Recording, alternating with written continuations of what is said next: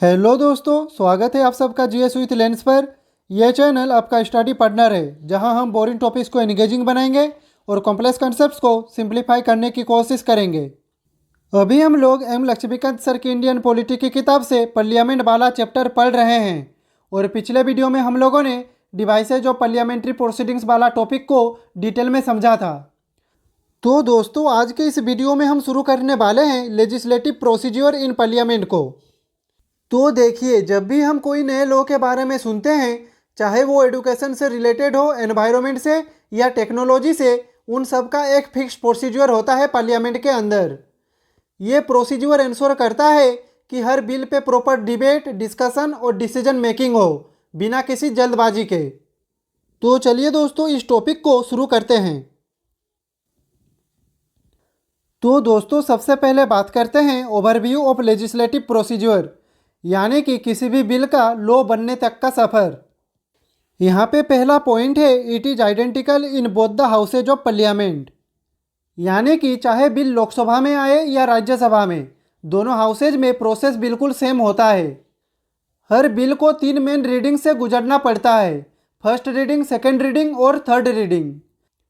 इसका मतलब यह है कि डिस्कशन, डिबेट और वोटिंग का फॉर्मेट दोनों जगह पर एक ही होता है। ये यूनिफॉर्मिटी इसलिए है ताकि लॉ मेकिंग में ट्रांसपेरेंसी और बैलेंस बनी रहे।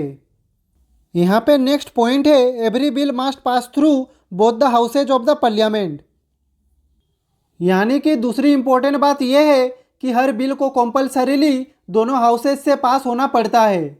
ऐसा नहीं है कि सिर्फ लोकसभा या राज्यसभा पास करे और काम हो जाए। पहले एक हाउस में इंट्रोड्यूस होता है, वहाँ डिबेट होती है, एमेंडमेंट्स प्रपोज होते हैं और वोटिंग के बाद अगर पास हो जाता है तो फिर वो दूसरे हाउस में जाता है। वहाँ भी वही पूरा प्रोसेस रिपीट होता है। जब तक दोनों हाउसेज एग्री नहीं करते, बिल आगे नहीं बढ़ सकता। नेक्स्ट पॉइंट है, it becomes an act after due enactment, यानी कि तीसरा और फाइनल स्टेप होता है ड्यू एनेक्टमेंट। हमारे देश में जब बिल दोनों हाउसेज से सक्सेसफुली पास हो जाता है तो वो प्रेसिडेंट के पास जाता है एसेंट के लिए। प्रेसिडेंट का अप्रूवल मिलने के बाद ही वो bill officially act of parliament बन जाता है, तभी उस लॉ को इम्प्लीमेंट किया जा सकता है पूरे देश में। Without this final assent bill सिर्फ पेपर पे होता है, उसका कोई लीगल वैल्यू नहीं होता। तो दोस्तों, इस स्लाइड में हमने लेजिस्लेटिव प्रोसीजर का ओवरव्यू अच्छे से समझ लिया। तो चलिए अब चलते हैं नेक्स्ट स्लाइड पे। तो दोस्तों, इस स्लाइड में हम डिस्कस करने वाले हैं कि पार्लियामेंट में जो बिल्स लाए जाते हैं उनके अलग अलग टाइप्स क्या होते हैं। तो देखिए, ब्रॉडली स्पीकिंग बिल्स को 4 कैटेगरीज में डिवाइड किया जाता है, ordinary bill, money bill, financial bill और कॉन्स्टिट्यूशन अमेंडमेंट बिल। तो चलिए हर एक टाइप को समझने की कोशिश करते हैं। तो यहाँ पे सबसे पहले बात करते हैं ऑर्डिनरी बिल्स के बारे में।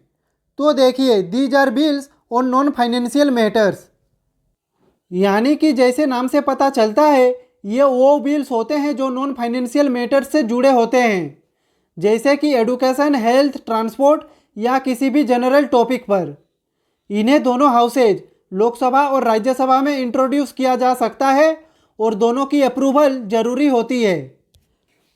नेक्स्ट है मनी बिल। तो these include financial matters like taxes, यानी कि ये सिर्फ और सिर्फ फाइनेंशियल मैटर से डील करते हैं। इनमें टॉपिक्स आते हैं जैसे टैक्सेज लगाना, कंसोलिडेटेड फंड से पैसा लेना या गवर्नमेंट का रेवेन्यू। यहाँ पे सबसे इम्पोर्टेंट बात यह है कि मनी बिल सिर्फ लोकसभा में इंट्रोड्यूस हो सकता है और राज्यसभा सिर्फ अपनी सजेशंस दे सकती है। यहाँ पे नेक्स्ट टाइप है फाइनेंशियल बिल्स। तो देखिए, these are also financial but are distinct from the money bills. तो ये बिल थोड़ा ट्रिकी लगता है क्योंकि इनका नाम मनी बिल से मिलता जुलता है, लेकिन ये मनी बिल से थोड़े अलग होते हैं।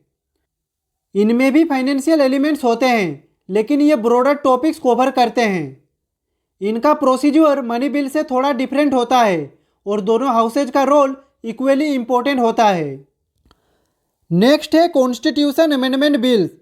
तो these bills amend the constitution of our country.